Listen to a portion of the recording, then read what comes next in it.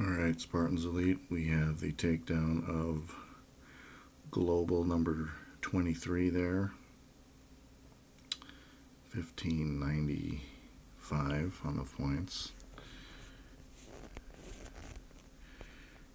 This was a second attack actually, and on the first one I did kind of a similar thing, where for some reason my screen's just not registering flares very well. You'll actually see it happened at the end. The previous attack I aborted right at the beginning. But as you can see there up front, 7 ice, 3 boosted, and the ever increasingly popular laser behind the HQ. So as is my norm, take out the left side front shock launcher and boom cannon, 2 barrage and 1 artillery apiece. Deploy the troops. Now as you see, usually I do rifles first. Because of the range of those cannons, I actually did the tanks first, and I let the rifles come in just a small bit later. Now I've already lost a tank there, so I probably maybe could have just done everybody at once. But the main purpose, as I've said this many times, is for the rifles to distract the single shots. And though technically a cannon is a single shot, it's really for the boom cannons. And as you can see in front of these 2 boom cannons now, there's still, or at least there were before those rifles just decimated them, were a fair bit of rifles left at the end there. At this point I think I've lost 2 tanks, all the rifles of course, but we're in pretty good shape.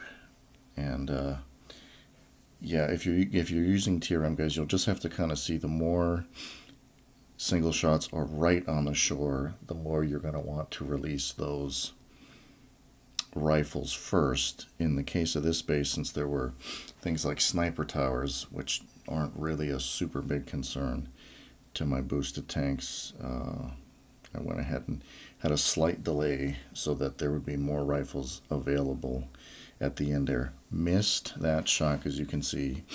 Wasn't intending to flare that boom cannon as early as I did, but I missed the shock, and that was supposed to be a flare onto the laser, and it ended up being a shock. I was going to use that shock to cover that boom cannon, which ends up taking a couple more tanks out. So I guess it's me. I guess I shouldn't just blame my screen, but as you can see there, just in this attack I had two things that I was intending to do that it just didn't register, and that's why I had a second attack on. As in the previous one, I was thinking I was flaring when I was flaring my troops over to the corner, and I ended up it registered as something else. So hopefully this is either an isolated incident, you know, maybe because it's 1 a.m. in the morning here, I'm just being a goofball, I don't know. But yeah, down is going to go number 23 here. And like I said, guys, I'm just going to put any of the top 50 global players that I have on. As I said in the previous video, probably only have another 7 to 10 days of getting these guys on my map. Once I go full offensive, it will mean a greater likelihood that I can take absolutely anybody down, including the top 3 or 4, which I tend to struggle with just because they are that good on defense. But clearly without ice, even if I can do a daily map clear, I'm going to get rated a lot more, and it probably won't take a titanic amount of time for me to fall out of that 1200 victory point, which I believe you have to be over 1200 to actually spawn the top 50. On the forum, some people say it's if you're in the top 1000, and they're about at the same point. 1,000, top 1,000, 1,200. I think actually the top 1,000 is somewhere in the 1180 range, but don't quote me on that.